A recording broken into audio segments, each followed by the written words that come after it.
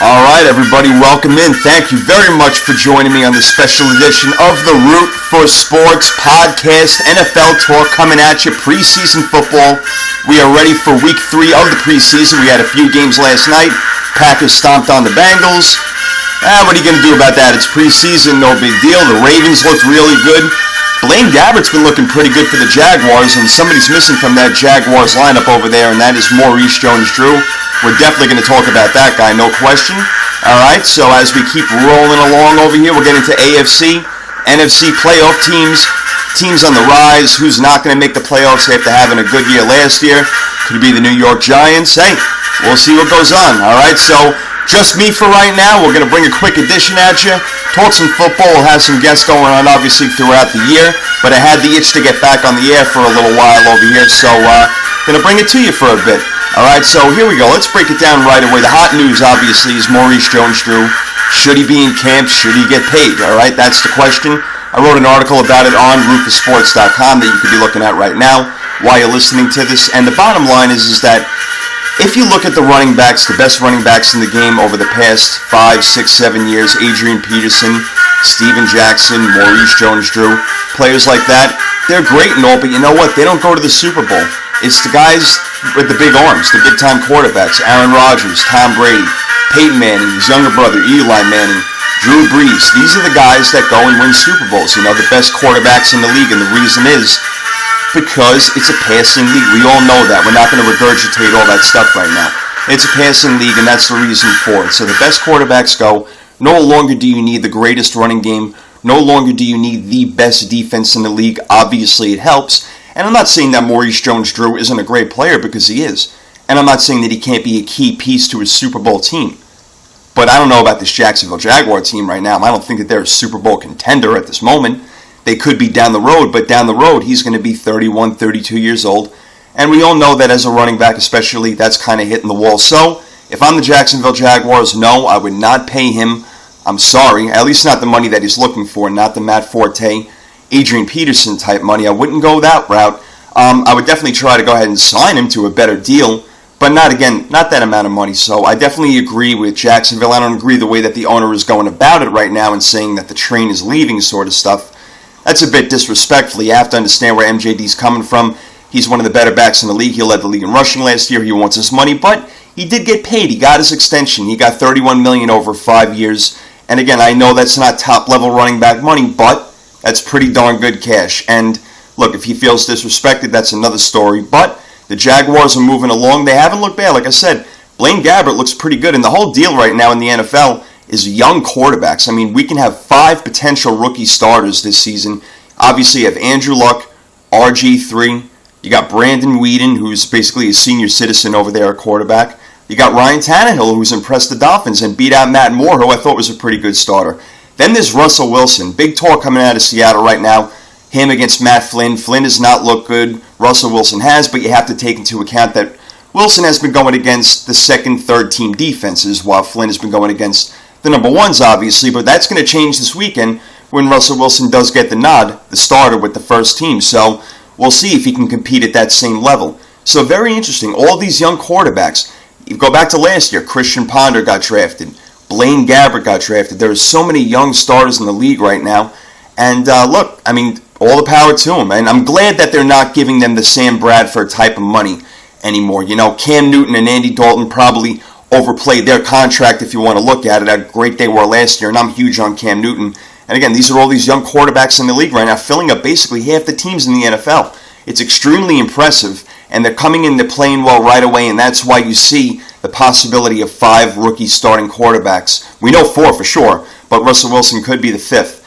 And you throw him right in. You used to, back in the day, 15, 20 years ago even, look, these guys were sitting down for a year or two. I mean, even the best in the game. Dan Marino didn't sit an entire season. He sat for about, I think, 10 or 11 weeks or whatever it was, but everybody sits.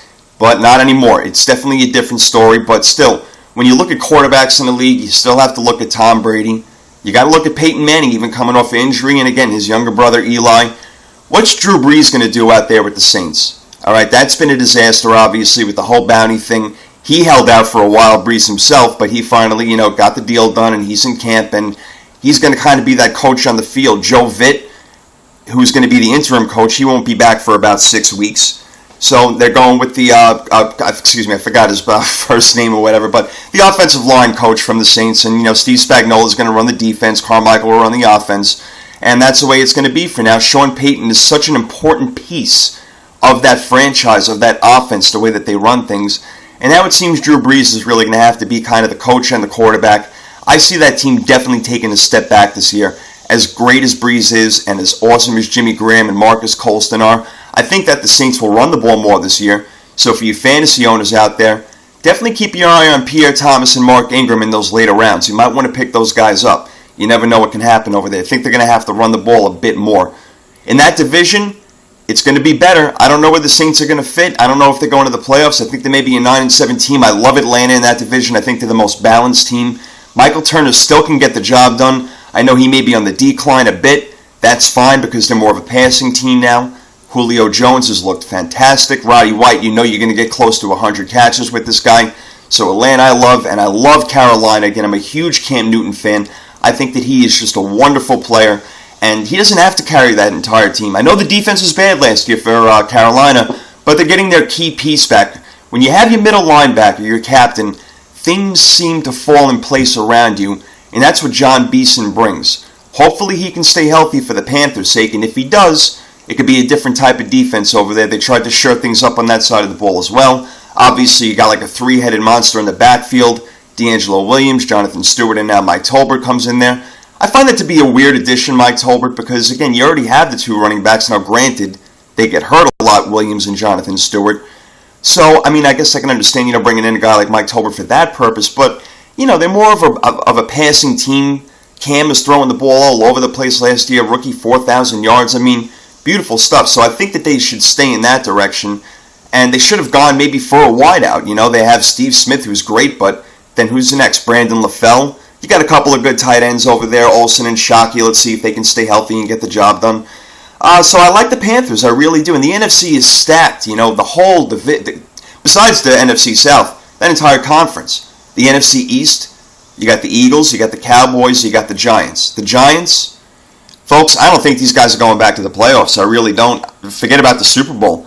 I'm not going to say they got lucky last year. I'm not going to say that Eli Manning isn't up there in one of the elite quarterbacks now because he's proven himself.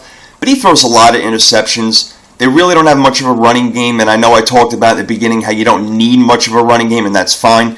But with the amount of picks that Eli throws, I don't know. I'm not loving it. I don't love their tight end situation. They do have two excellent wide receivers, but Hakeem Nicks seems to get hurt a lot as well. And Victor Cruz is definitely an excellent player, but you know what? Teams now know about him.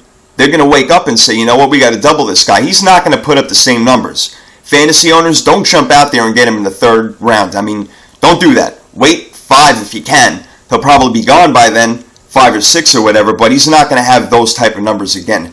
He'll put up good numbers, don't get me wrong, but he's not going to have top 3, top 5 wide receiver fantasy numbers this year. Not going to happen. They're going to key on him more. Dallas, look, I would love them. They'd be my Super Bowl pick right now if they can just stay healthy. The good news is Jason Witten's spleen injury is not going to require surgery, so he will be back hopefully by week 1. By the latest, he expects week 2. Very important, but you look at their other wide receivers. Des Bryant, besides the off-field issues, he gets hurt on the field quite often. Miles Austin, now the same sort of thing with him as well. So, look, they have all the talent in the world. And then again, running back DeMarco Murray getting hurt. Felix Jones getting hurt. The whole team gets hurt. Even Romo's had his issues, his injury problems. So, it's hard for me to pick Dallas because of those injuries that they have now and they probably will have sometime down the road this season. So it's tough. And then you talk about injuries, talk about Michael Vick. That guy gets hurt every game he plays, whether it's smashing his finger on the opposing player's helmet or whether it's get cracked in the ribs because he's running 20 yards behind the line of scrimmage trying to make a play. I love watching this guy play, and he seemed to be more of a poised, in-the-pocket QB, a couple of years ago. And then he tailed away from that through a bunch of picks last year. Didn't look quite as good. But toward the end of the season, the Eagles obviously closed it out strong. They won their last 4. So people are really high on him this year. And again, I would be too, but it's just the damn injuries they can't stay away from. Big problem. But they got all the talent in the world. Deshaun McCoy, Deshaun Jackson, I think will be happier now. You heard his comments saying that he really wasn't even into it last year for one reason or another. Obviously the contract had something to do with it. But I think they're going to be great with Macklin and the defense. They were second in the league in sacks last year. I think they can maintain that sort of level, and the secondary will be better. Even with the loss of Asante Samuel, I like Rogers Cromartie. Obviously, Asamoah is a great player. He needed to fit into a new team and a new system last year. I think he's going to get back to Pro Bowl status again. So let's see how that pans out. And then there's the Washington Redskins with RG3. I think they can sneak in and have like a nice 8-8, 9-7 season. I'm not saying quite playoffs, but don't be surprised. This team's going to win some games because RG3 is a winner. So I would watch out for that. I think good things are going to happen for the Redskins. I think they're headed in the right direction finally with that guy. But they're definitely going to have to get some younger help and talent around him. Santana Moss is not going to play forever. I like what Fred Davis does. They don't really have much of a consistent running game, and you really never do with Shanahan. You're always bringing in somebody else. But, we'll see how that all pans out. My San Francisco 49ers, look, I love my team, but realistically, I don't see a 13-3 season, although I do see them getting 10 or 11 wins and most likely winning that division because it's really not a tough one.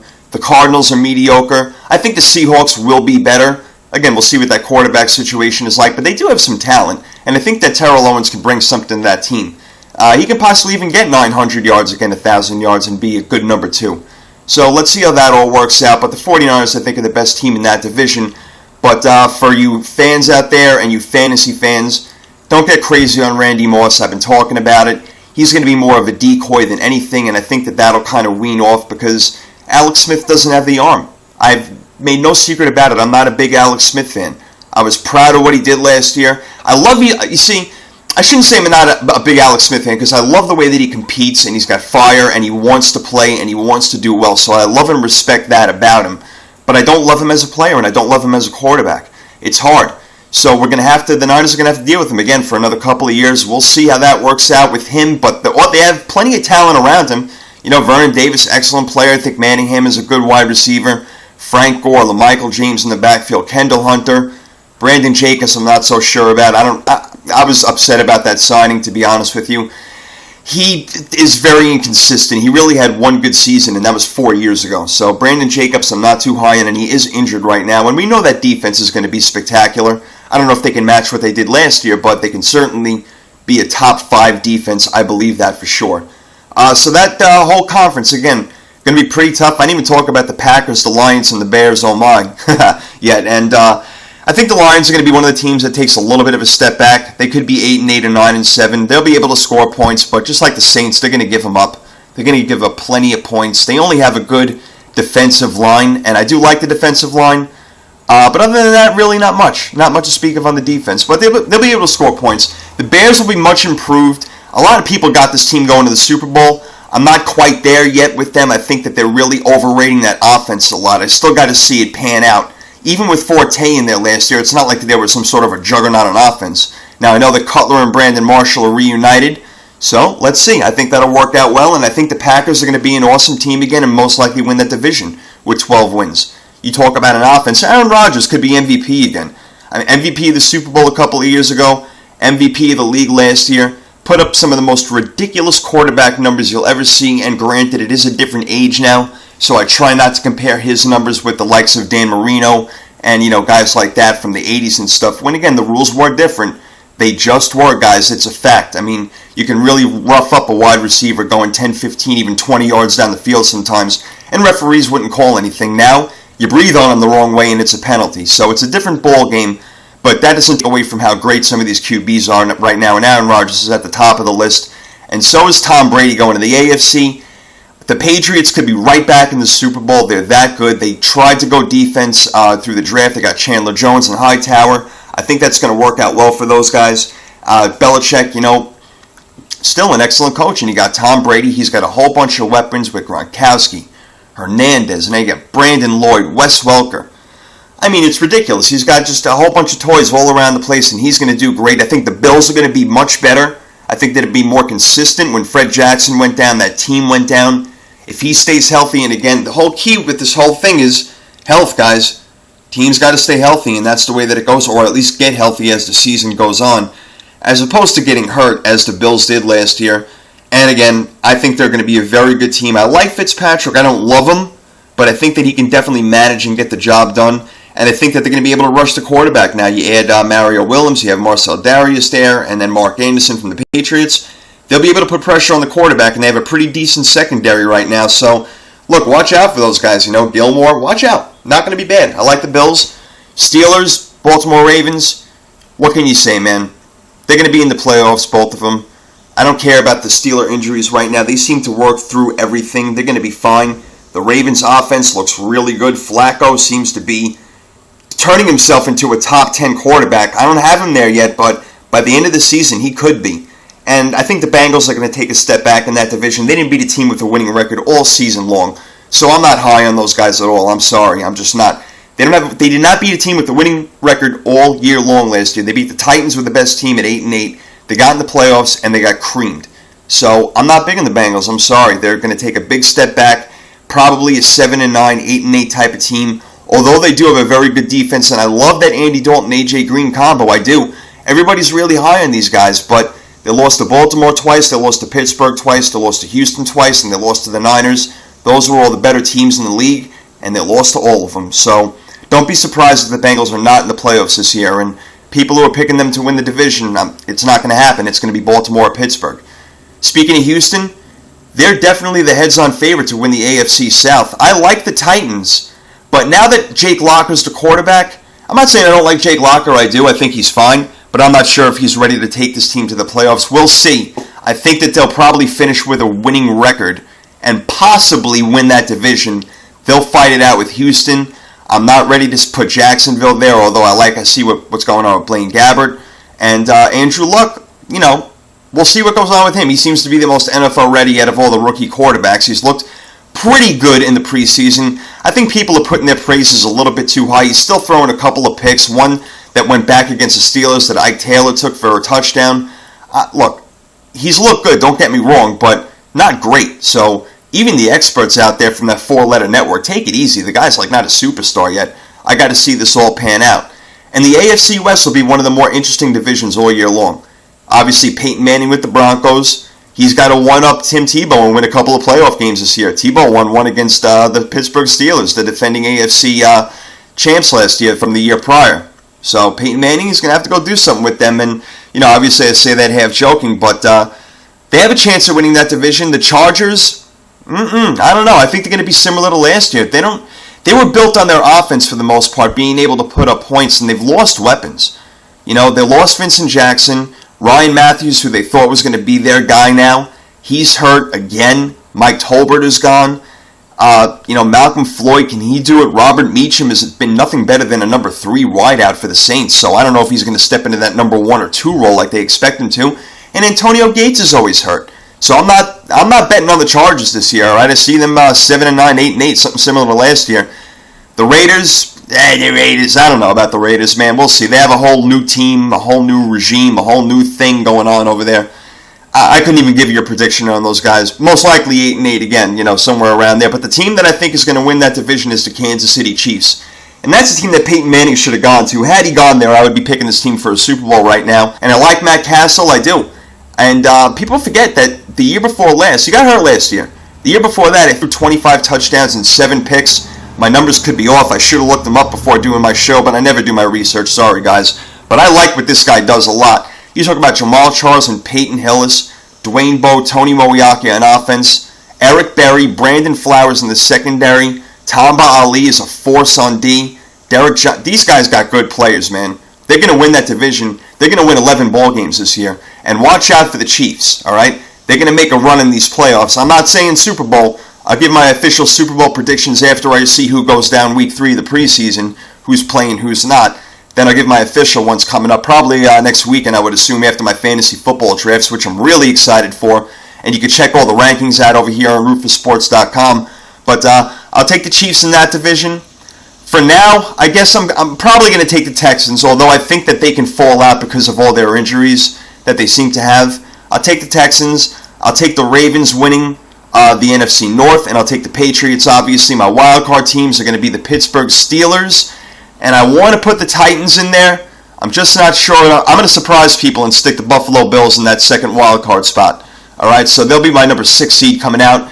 NFC, all right, I got the Packers, and I got the Bears out of that division with the Packers winning. I got the Cowboys, and I still got the Eagles coming out of the NFC East with the Cowboys winning that division. So that means no Giants. With your 2 last divisional winners will be the Falcons and the 49ers. Super Bowl predictions coming up. Fantasy talk coming up. All the drafts, all the good stuff. I love you all. I'm out for now. I'll have guests all year long. Root for Sports podcast. We'll see you next time.